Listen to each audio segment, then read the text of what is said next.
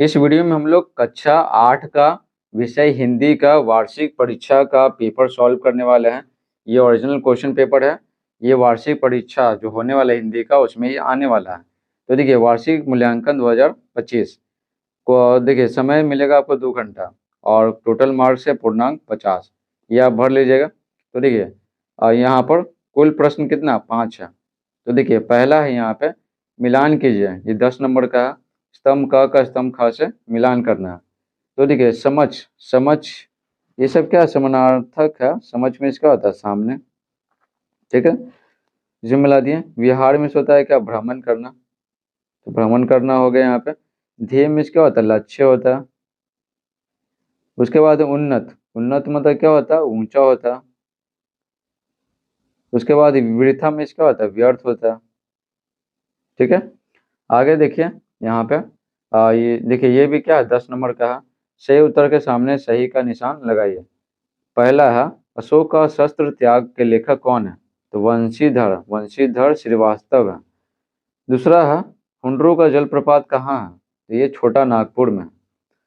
तीसरा ईर्ष्या तू न गई मेरे मन से किस विधा की रचना है, तो ये निबंध है। आगे देखिए ठेस कहानी के लेखक कौन है, तो ये फणीश्वर नाथ रेणु है। नेक्स्ट 5 हामिद ने मेले में क्या खरीदा, तो ये चिमटा खरीदा था, ठीक है, चिमटा अपनी दादी के लिए। तीसरा है सही प्रवाची शब्द पर घेरा लगाइए, ये 10 नंबर का है। देखिए पेड़ का प्रवाची शब्द क्या होता है तरु होता है। जंगल का होता है कानन। नदी का होता है प्रवाची शब्द सरिता। लता का होता है वलरी। और दिन का होता है क्या दिवस, ठीक है। 4 देखिए निम्नलिखित प्रश्नों के उत्तर लगभग 50 शब्दों में दीजिए। लगभग 50 शब्दों में, ये 10 नंबर का है।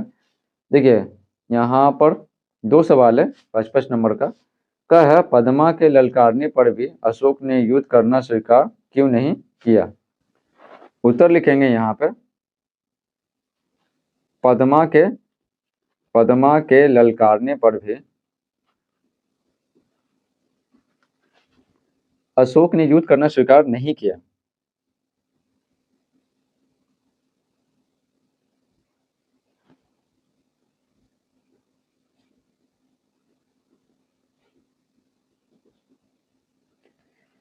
क्योंकि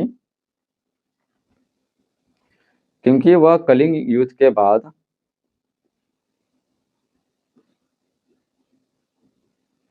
अहिंसा के मार्ग पर चल रहे थे।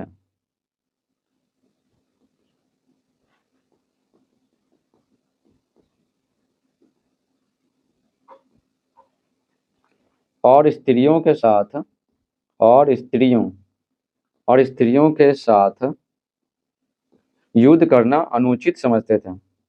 युद्ध करना अनुचित समझते थे,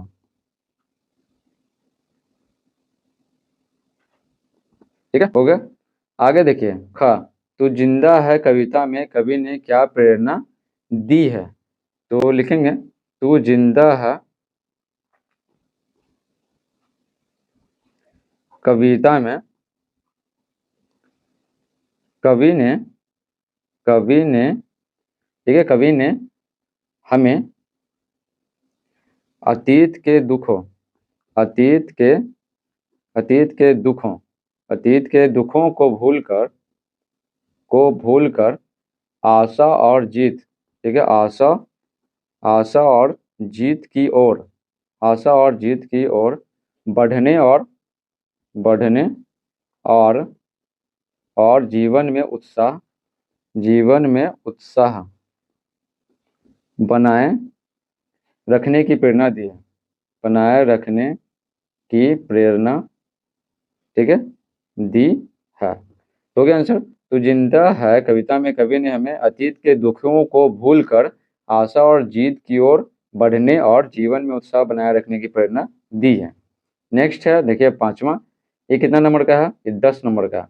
निम्नांकित प्रश्नों में से किसी एक का उत्तर लगभग 100 शब्दों में दीजिए। या अथवा है तो किसी एक का उत्तर देना है। ठीक है, सवाल पढ़ लेते हैं। ईदगाह कहानी आपको कैसी लगी, आप यदि हामिद की जगह होते है ना तो क्या करते हैं। उसके बाद है दूसरा सवाल, बच्चे की दुआ शीर्षक कविता में कवि किन किन चीज़ों की चाह रखते हैं, वर्णन कीजिए। ठीक है, तो आपको जो आसान लगेगा ना आप बनाइएगा। यहाँ पर ये बताते हैं आपको, है ना, बच्चे की दुआ शीर्षक कविता में कवि किन किन चीज़ों की चाह रखते हैं, वर्णन कीजिए। तो लिखेंगे आंसर, बच्चे की दुआ, बच्चे की दुआ